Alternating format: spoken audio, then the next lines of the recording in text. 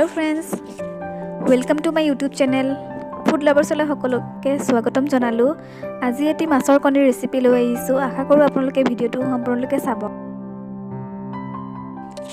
আহক ভিডিওটো আৰম্ভ কৰো। যদি মোৰ ৰেচিপিটো চাই ভাল লাগে আপোনালোকে লাইক আৰু সাবস্ক্ৰাইব কৰিব নাপাহৰিব। মাছৰ কণীখিনি প্ৰথমতে ভালদৰে ধুই ল'ব লাগিব।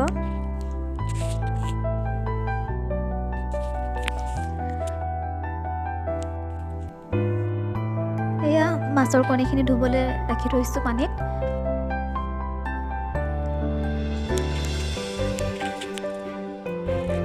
মাছৰ কণীখিনি ধোৱা হৈ গ'ল। এতিয়া কেৰাহীত তেল অকণমান লৈ গৰম হ'বলৈ ৰাখি থৈছো। আনফালে মই পিঁয়াজ আৰু কেঁচা জলকীয়া ৰেডি কৰি লওঁ। পিঁয়াজ আৰু কেঁচা জলকীয়াখিনি ৰেডি কৰি এতিয়া মই তেলত দি লৈছো। ভাজা হোৱালৈকে আমি আনফালে মাছৰ কণীখিনিত অলপ মছলা দি মিহলি কৰি ল'ম। মছলাত লাগিব নিমখ, হালধি আৰু অকণমান শুকান জলকীয়া গুড়ি। এইখিনি মোৰ মছলা দিয়া হৈ গ'ল, ৰাখি থৈছিলোঁ অকণমান সময়।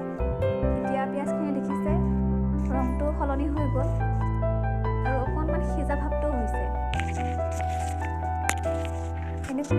এই অৱস্থাতে মাছৰ কণীখিনি আনি দি দিব।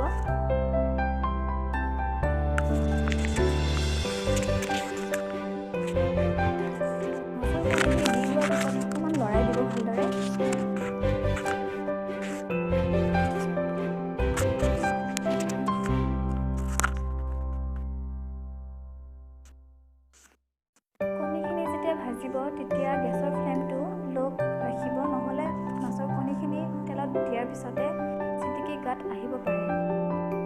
সেইবাবে আপোনালোকে যেতিয়া মাছৰ কণী ভাজিব গেছৰ ফ্লেমটো সদায় নৰ্মেলকৈ একদম ল' ৰাখিব। এতিয়া মাছৰ কণীখিনি লাহে লাহে সিজিব ধৰিছে, দেখিছে ৰংটো সলনি হৈছে। মাছৰ কণীখিনি প্ৰায় হৈয়ে গ'ল। কণীখিনি হৈ যোৱাৰ পিছত এয়া মই বইল এটাত ওলাই ল'লোঁ। এতিয়া দেখিছে ৰংটো ইমান ধুনীয়া হৈছে।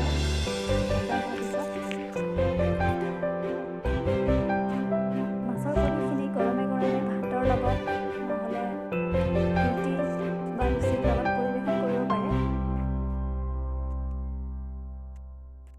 ভিডিঅ'টো চাই কেনে পালে নিশ্চয় জনাব। আগলৈ আৰু ৰেচিপি আগবঢ়াবলৈ চেষ্টা কৰিম। যিসকলে মোৰ ভিডিঅ'টো প্ৰথমবাৰৰ বাবে চাই আছে মোৰ চেনেলটো ছাবস্ক্ৰাইব কৰিব।